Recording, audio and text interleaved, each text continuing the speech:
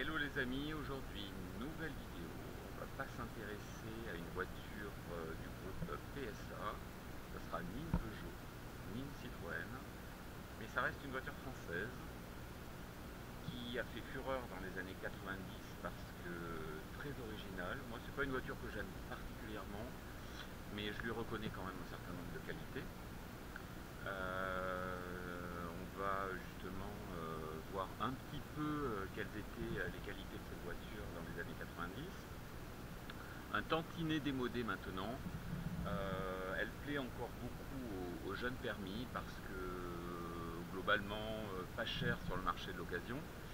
Et c'est une voiture qui est quand même pétrie de qualité. Donc voilà, je voulais vous la présenter un petit peu. Il s'agit du Citroën Berlingo. Non, je plaisante bien évidemment, parce que je vous ai dit que ça n'était pas une voiture du groupe PSA. Ceci dit, le Citroën Berlingo, dans sa version utilitaire, eh bien, on pouvait y charger quand même pas mal de choses dedans.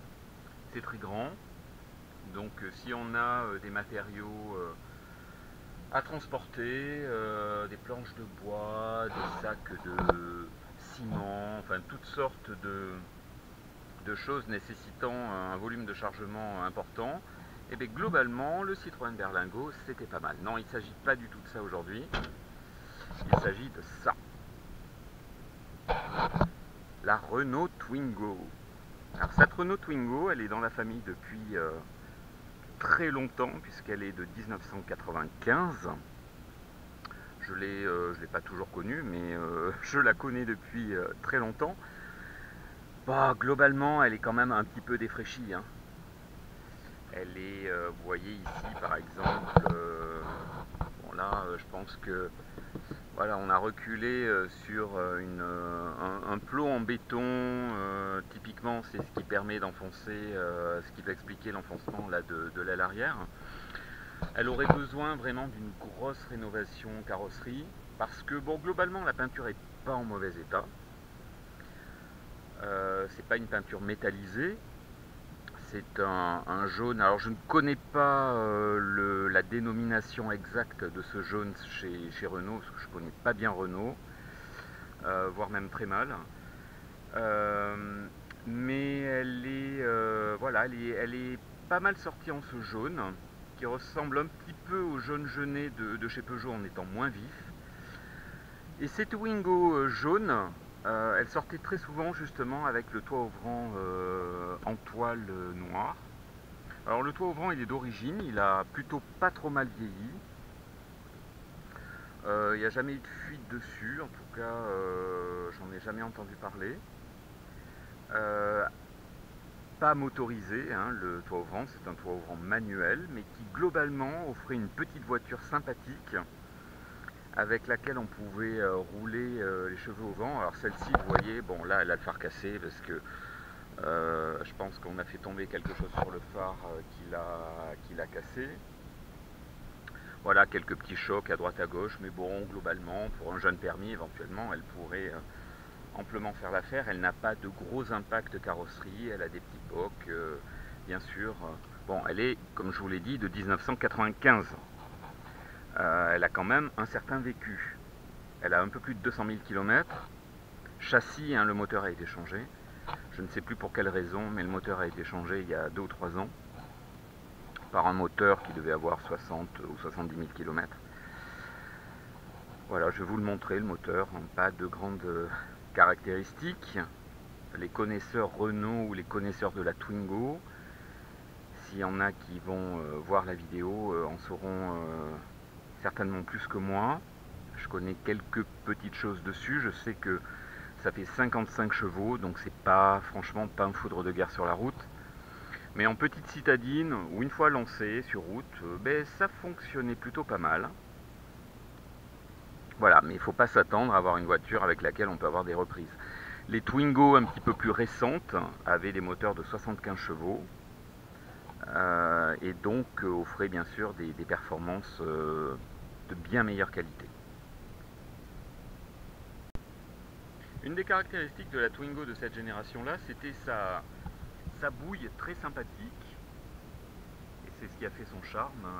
Elle ressemble un petit peu à une grenouille. Elle a souvent été apparentée à une grenouille. Alors soit on détestait, soit on adorait, mais en tout cas elle n'a pas laissé indifférent. Et c'est une voiture qui a montré une fiabilité plutôt assez bonne, comparée à d'autres Renault un petit peu plus anciennes, qui posaient quand même un petit peu quelques problèmes de fiabilité.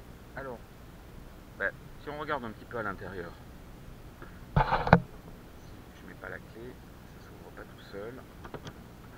Alors il y avait quand même une fermeture centralisée, mais qui ne fonctionne plus. Bon, elle n'est pas archi propre, hein. Vous voyez à l'intérieur. Alors moi, ce que je n'aimais pas, sincèrement, dans la Twingo, c'est que, voilà, c'est une voiture populaire qui avait des plastiques durs comme beaucoup de voitures.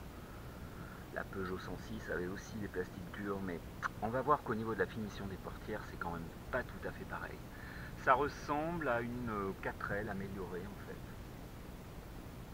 Alors, elle en a repris un petit peu le concept de voiture, on va dire minimaliste, simpliste. Quand même des ceintures en enrouleur à l'arrière. Toutes les voitures n'en avaient pas. Alors peut-être quand même qu'au milieu des années 90, toutes les voitures avaient des enrouleurs à l'arrière. Et j'en suis pas absolument persuadé.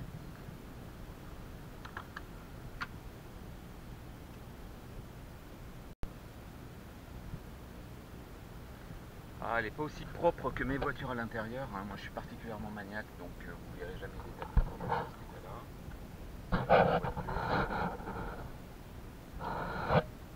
Mais bon, pour une voiture qui est de 95,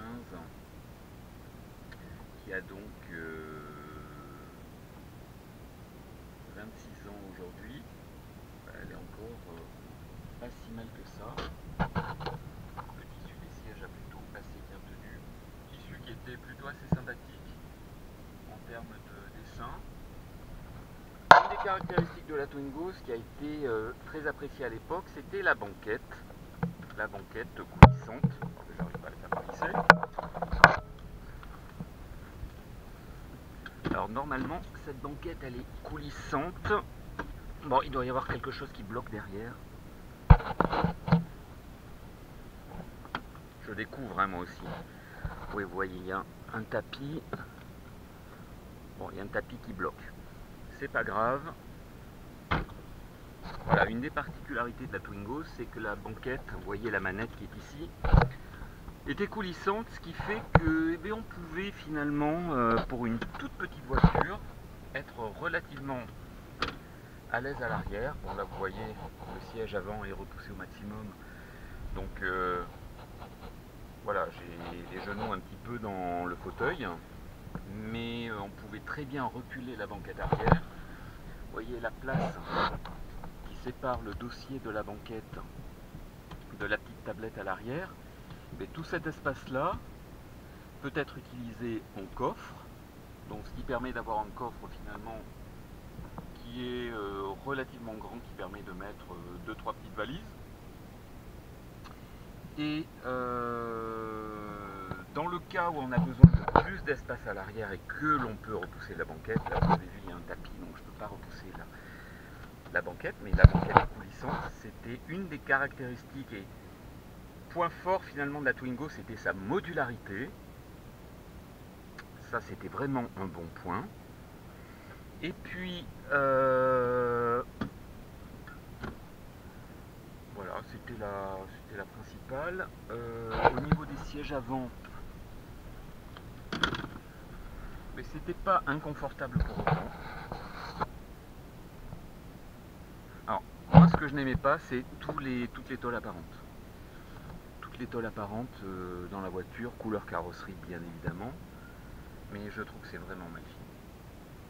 Alors certains disaient oui, mais c'est fini comme une voiture des années 90. D'accord, c'est quand même très tôle. C'est quand même très tôle et plastique apparent. Plastique dur bien évidemment. Qui ont l'avantage, comme sur une 206 d'ailleurs, de ne pas vieillir trop mal, ou une Peugeot 106. Mais vous regardez les finitions d'une Peugeot 106, hormis une Kid qui avait les tôles apparentes en haut de la portière comme ça. Même les 205 hein, avaient des tôles apparentes aussi sur certains modèles. Tous les modèles n'avaient pas les portes entièrement recouvertes. Mais la Twingo, je trouve que les tôles apparentes sont quand même très présentes. Ça, bon, voilà. Ça fait le charme aussi de la voiture. Ça fait voiture minimaliste. Mais globalement, on peut pas dire que ce soit bien fini. Voilà. Alors, certains, je suis pas un détracteur de la Twingo, hein, bien évidemment. Je montre simplement des petits aspects qui, voilà, choquent à l'heure actuelle parce que les voitures n'ont pas le même type de finition, on n'a pas les mêmes standards de finition. Mais bon, si vous regardez, voilà, les ajustages sont pas bons. Vous voyez les espaces qu'il y a entre le bord des plastiques ici, du tableau de bord, le pare-brise, toutes les jointures qu'il y a ici avec la portière. Bon, on ne peut plus trouver ça à l'heure actuelle sur les voitures. Donc ça marque le pas, effectivement, comparé à même des Twingo qui sont actuels, qui n'ont pas remporté le même succès que les Twingo de cette génération-là. Il y a les fans de la Twingo, il y a les détracteurs de la Twingo. Alors un des avantages de celle-ci, c'est qu'elle avait le toit au vent. Donc vous voyez, il suffit simplement de tourner la poignée et de faire coulisser le toit qui permet finalement d'avoir une voiture très découverte. Vraiment un grand toit au vent et ça c'était vraiment très sympa pour l'époque parce que peu de voitures avaient un toit au vent de ce type et voilà, c'est refermé et c'est globalement facile à ouvrir et à fermer tout en étant pas électrique. Alors une des caractéristiques de celle-ci, c'était avant que les voitures soient équipées de transpondeurs au niveau du Neyman, celle-ci est équipée d'un petit boîtier que vous voyez ici, d'origine, ça n'a pas été rajouté. Donc c'est l'antidémarrage de l'époque où il fallait appliquer en fait un petit élément qui faisait contact ici, qui ressemble en fait à un porte-clés qui permet de débloquer le système d'antidémarrage et qui permet donc de démarrer la voiture.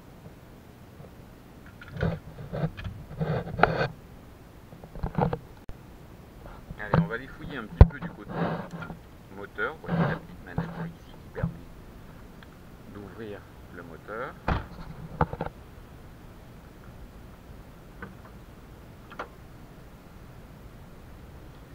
Alors c'est un moteur de la génération Cléon, très connu par les amateurs de Renault, bloc très fiable, c'est très solide, qui fait 55 chevaux, donc c'est vraiment pas une voiture qui offre voilà, une performance sur la route, ça va bien pour faire de la ville ou faire des petits trajets, mais à partir du moment où on commence à faire de l'autoroute, ça commence à être un peu juste. Voilà, moi, le principal défaut que je trouve au niveau motorisation, c'est le manque de pêche. C'est vraiment trop juste. En termes de reprise, il n'y en a pas en fait.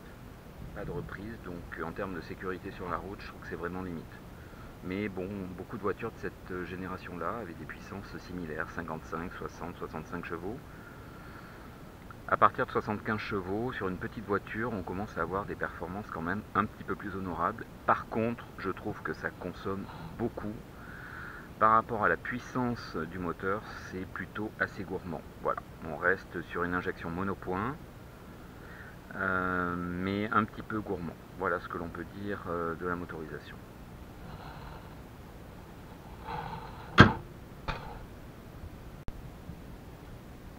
Voilà, je vous ai montré le moteur, l'intérieur dans son ensemble. Voilà, vous la trouvez sympathique, cette petite Twingo. Ne manquez pas de mettre un petit commentaire, voilà, si vous avez des anecdotes sur la Twingo, si vous avez des commentaires particuliers, si vous avez des connaissances particulières sur cette voiture. Elle était quand même équipée des vitres électriques, de la fermeture centralisée, mais pas d'airbag. En 95, quasiment, enfin très peu de voitures avaient des airbags. Sur des voitures en tout cas d'entrée de gamme. La Twingo était quand même une voiture d'entrée de gamme. Donc pas d'airbag. Sur les 106, les airbags sont apparus, je crois, en 2000 ou 2001. Sur la Twingo, je pense que c'est à peu près pareil. Dans les années 2000, on va dire. Vraiment que les airbags se sont démocratisés dans les années 2000. Sur la Twingo, ça n'a pas échappé à la règle. C'est à peu près, je pense, au même moment. Donc certainement que le Twingo 2 ou les Twingo restylés, les Twingo 1 mais restylés, avaient commencé peut-être à avoir des airbags, mais celle-ci font partie, celle-ci fait partie des premières Twingo. Elle est de 95, de mémoire elle est sortie je crois en 91 ou 92. Voilà, donc j'espère que cette